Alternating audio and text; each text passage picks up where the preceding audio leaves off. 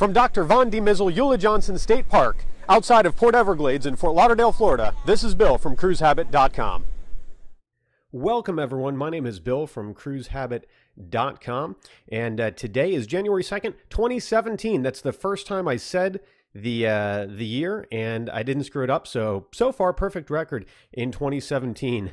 Again, my name's Bill, and what you're watching now or listening to now is This Week in Cruise News. We do this every week, and we post it up on CruiseHabit.com. We also record it live on Periscope. So if you're watching this and you think, I want to ask questions, I want to be there for when the magic happens and when the mistakes happen, as if I end up editing any of them out, I don't, then you can follow us on Periscope. You can see there over just next to my floating head. We are available on Periscope, Twitter, Facebook. We're also on Instagram, YouTube, all of the things. So be sure to follow us on Periscope. That way you can be alerted when we go live, either to record these broadcasts or when we do live sail away videos from Port Miami, Port Everglades, or even when we're live from ships at sea. So this week, to be honest, in terms of news, kind of a quiet week with cruise news. Why? Well, this was the week between Christmas and New Year, so a lot of companies, a lot of vacations, not putting out a whole lot of announcements, not a lot of new news, and not much new good news. And I want to focus on good news because it's easy to find bad news out there. That's not what I'm looking for. So we'll get right into what there is, and then we'll talk a little bit about the year, this past year of 2016, and what we can look forward to, what I think we can look forward to. That sounds like it makes sense, right? So for cruise news, we'll start off talking about NCL Holdings CEO, I should have put ex-NCL Holdings CEO Kevin Sheehan. He's a partner in a venture to buy Paradise Cruise Line. Now, Paradise Cruise Line, if you're not familiar, they run two-night cruises on the Grand Celebration, formerly the Carnival Celebration. You can see in the graphic there, that looks like a Carnival ship, but with a blue funnel. Well, it is. Two-night sailings between Palm Beach and Grand Bahama Islands specifically. They've been around for quite some time, but under different names. So let's see, they ran under Celebration Cruise Line. They've had a couple other names. Many complaints have been lodged against these companies, usually having to do with outbound marketing, claiming that you want a free cruise, things like that. That's what a lot of people know these companies for, especially here in South Florida. They're somewhat important to Palm Beach, though, because cruise ships don't generally run out of Palm Beach County. So any passengers going out of that port, that's money for the county. What tends to happen is these companies, they operate, they have some sort of issue, mechanical issue, they change ships, they'll declare bankruptcy and become a new company. They've been doing this for a while, though. What makes this kind of an interesting story, at least to me, maybe not to you guys, is Hunt mentions in Periscope, they make you go on a timeshare presentation. Yep, because they also have agreements with some hotel companies in the Bahamas. So what makes this, to me at least, interesting news that Kevin Sheehan is involved is that he, being the former CEO of Norwegian Cruise Line Holdings, is a real cruise line insider. And this company didn't have a ton of influence from what we think of when we think of cruise lines. The big guys, NCL, Royal Caribbean, Carnival, and their subsidiaries, and even the smaller luxury lines out there. So it's going to be interesting that he is now one of the people investing heavily in this business. We'll see. Will that change anything? Maybe, maybe not. But I just thought it was an interesting thing. Something that, to be honest, I wouldn't have expected. So, have you guys? Yes, Matt mentions he did Undercover Boss a few years ago. That's true. He was listen, like any company leader, loved by some, hated by others. Don't know him. But hopefully this works out. It'd be great if he could turn this company into something a little more interesting, at least for those of us really into cruising, though it is also kind of we'll call it a semi-essential service just for transporting people. A lot of people have family in the Bahamas or have family in Florida and they live in the Bahamas. So this is also a way, these companies are a way that people get back and forth. So we'll see what that changes. If that changes the business model, maybe it'll be business as usual. Either way, we hope nothing but good things for them and for Palm Beach, who relies on those passengers. Excuse me. So again, that's the only really news, like normal news that we talk about for the cruise industry this week. So I want to talk about the year that we have coming up, And in turn, that'll get us to kind of the year in review. So this year we had, especially if you're a Royal Caribbean fan, there was a lot of new build information. And we saw some new builds. We saw the Empress of the Seas come back. But let's talk about next year, 2017 new builds, the numbers. So if you're looking forward to what's coming, know that in 2017, as of right now, we know about 22 new ships. And that didn't work. Sorry, guys. We know about 22 new ships, totaling 1,148,770 gross tons. That's a lot of tonnage.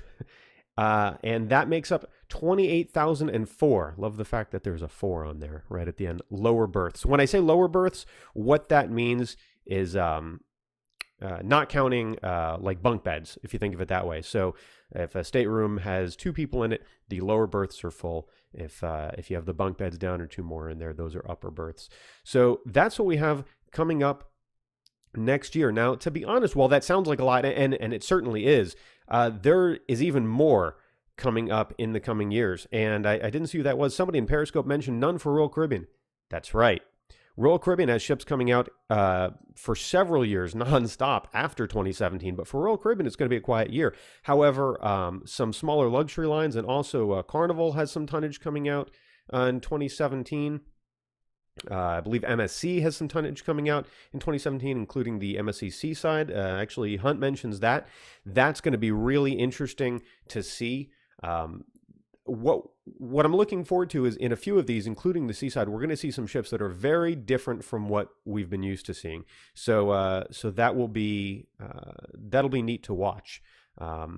And I have some predictions actually about some other things that we're going to see in 2017, and some of those have to do with new builds. Some of them don't. So let's talk about that for a moment.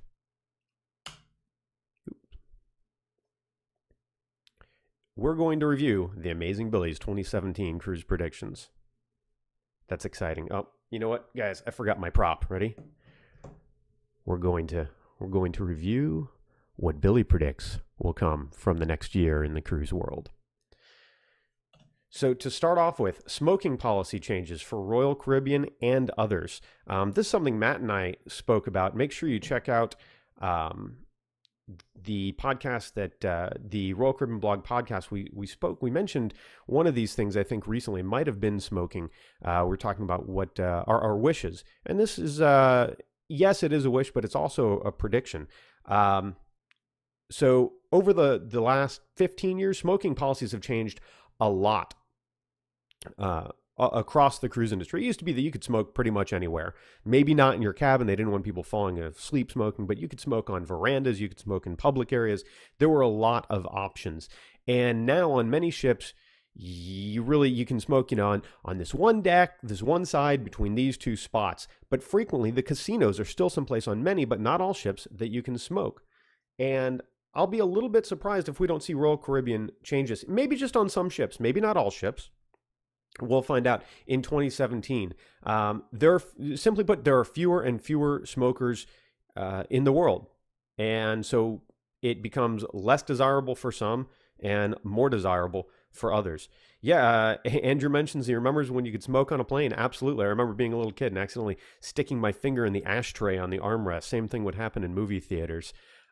So I'm thinking that we might see some changes to that. Another way to think about this, Holland America, that tends to cater to an older crowd, which might be more likely to smoke. Holland America recently got rid of smoking in the casinos, I believe on all ships. Don't hold me to that. MSC, a European line on the Divino, which sails in North America, they don't allow smoking except for in a cigar lounge and on one part of one deck. That's kind of a big deal when you see that out of a European line. Again, even though it's a ship that, in all fairness, does just serve the North American market. There are indeed still a lot of people smoking in the casinos on Royal, but I'm sure that Royal wonders what would affect their bottom line more, right? Allowing those people to keep smoking, or maybe there would be people that would spend more time in the casino if there wasn't smoking. I can think of a couple right off the top of my head, a couple of those people. So that's one prediction that I have for 2017. Another more or new private islands and or major overhauls for existing lines private islands, or we'll say private island / private beaches. Labadee isn't a private island. Excuse me. Somebody asking if Freedom of the Sea Stalls cigar bar. They do. It's by the lounge that's aft. I can't remember the name of it, but yes, they do. As does Indy, I know. Forget what they call it, though. So anyway, new private islands, major overhauls for existing lines. This is really based off the fact that Harvest Caye, a new island in off the coast of Belize, was opened by Norwegian, and it is really something quite different.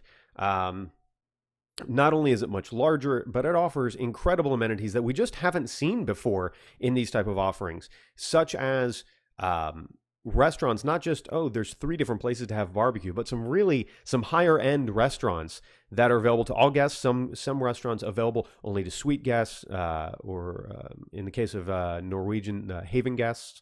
So that's something a little bit different. They also have, I don't remember if they call them bungalows or houses, what they call them, but they have essentially houses that if you want to pony up the cash, you can spend your time on the island in those. They're full homes.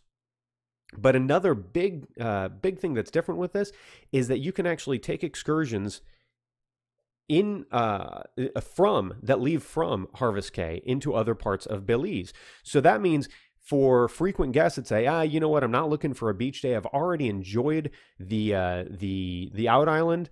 I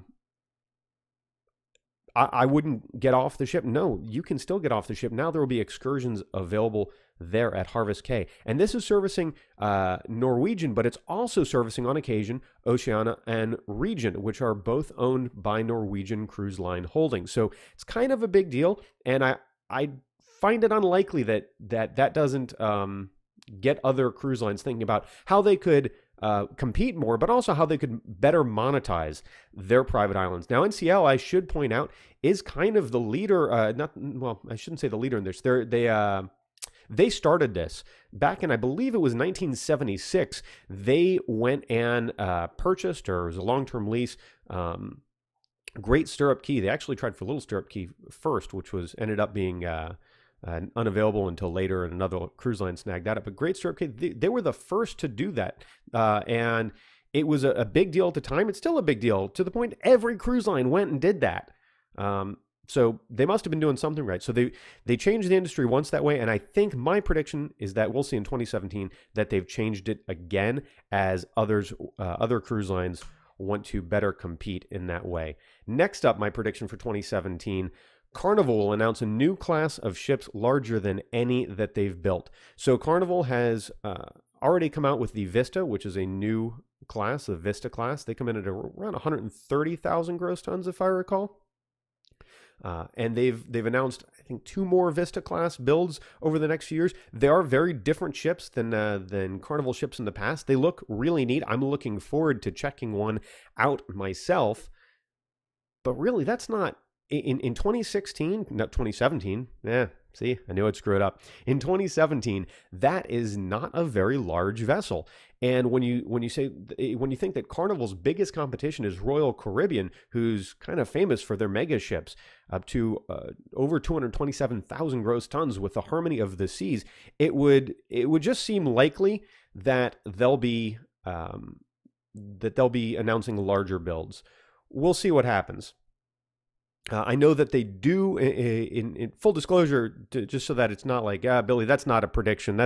You have that information in front of you. They did announce, they do have agreements with, I believe it's Meyer Turku, to build some 180,000 gross ton ships.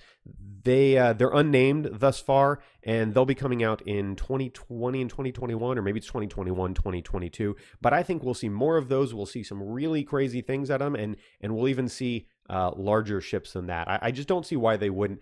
Carnival has a big fleet, but frankly, it is an aging fleet. And up until the Vista class, they hadn't had new ships in a while. I think they know they're going to need to play some catch up there. Next up, more Cuba. And that's probably the most, That's probably the least surprising prediction. That's almost a given, right? So we wrote on cruisehabit.com about some of the Cuba announcements and itineraries recently. On May 20th, we will be on Empress of the Seas, going to Cuba out of Tampa, 5 nights, Havana and Cozumel, another port that I love.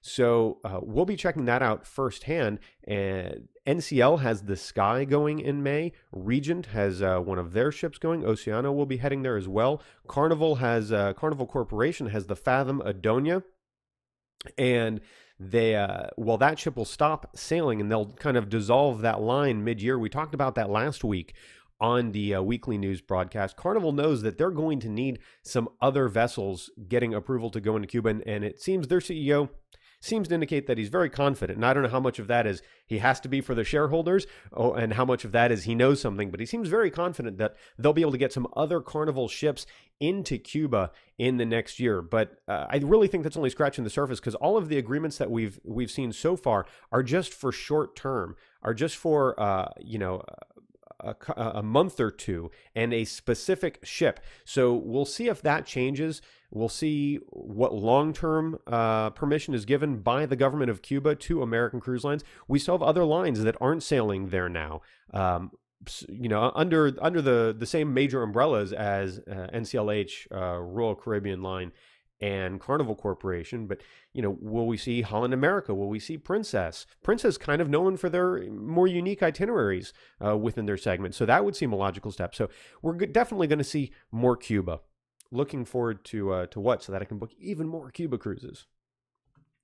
Lastly, more inclusive offerings. Now, this one is one, we'll see how long it takes for me to get a call from my father telling me that he either agrees or disagrees or got this all wrong.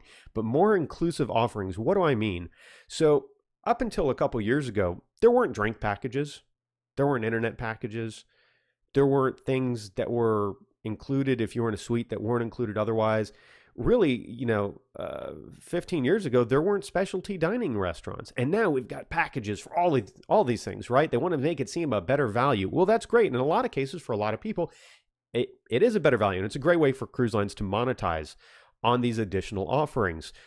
What I think we'll probably see, though, is more of these bundled offerings, not where it's requisite, not like we see on, let's say, some of the luxury lines like Regent, where it's included with the fare, because cruise lines still want to offer a really low price point. They still want to be able to tell you, hey, this cruise starts at only $4.99 a person, or whatever the case may be.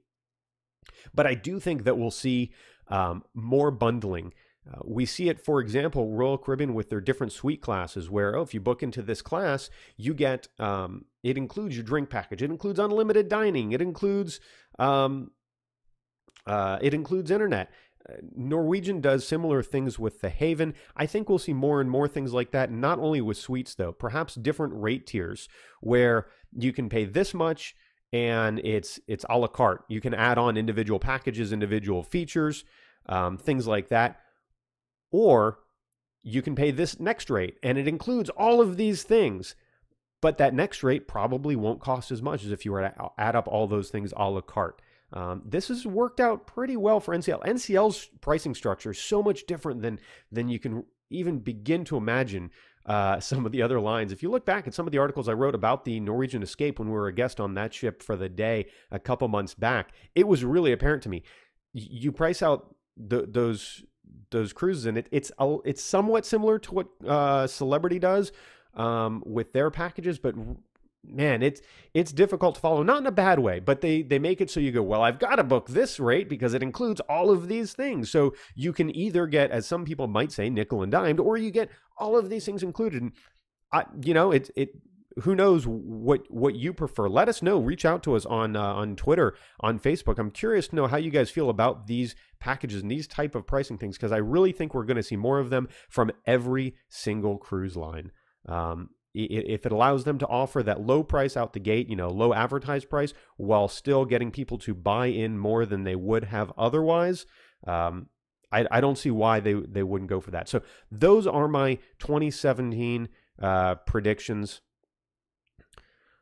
Just leave them up on the screen so you can take a screenshot. So in 1 year, you can be like, Billy, what were you talking about? You got it all wrong. It could happen. It could happen. So let's talk about, as we wrap it up, let's talk about what we covered on cruisehabit.com this week. Again, it was a slow week because week between Christmas and New Year's, not a whole lot going on. We, of course, did go out to the jetty and do some periscoping. To that point, make sure if you're watching us right now on Periscope, or even if you're listening to this later, make sure you follow us on Periscope. It's at Cruise Habit on Periscope, so that you can be alerted when we go live from either Port Everglades, Port Miami, or when we're on cruise ships. But every week we try and get out to the port and do a live broadcast, talk ship as we say, answer your questions about cruising, and watch some beautiful ships leaving as people start their vacations.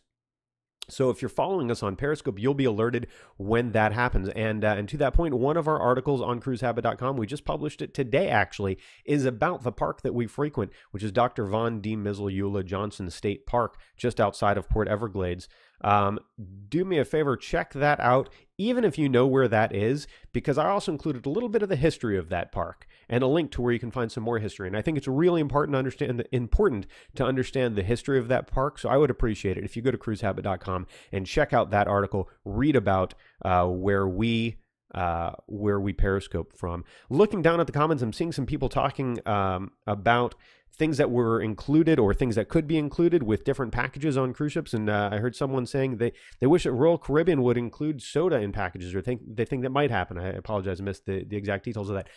That could be one of those things. So a soda package is something that would be really easy for them to throw in, right? That might be a big deal to some consumers. Wouldn't be a big deal to me personally, but that's the thing about having different types of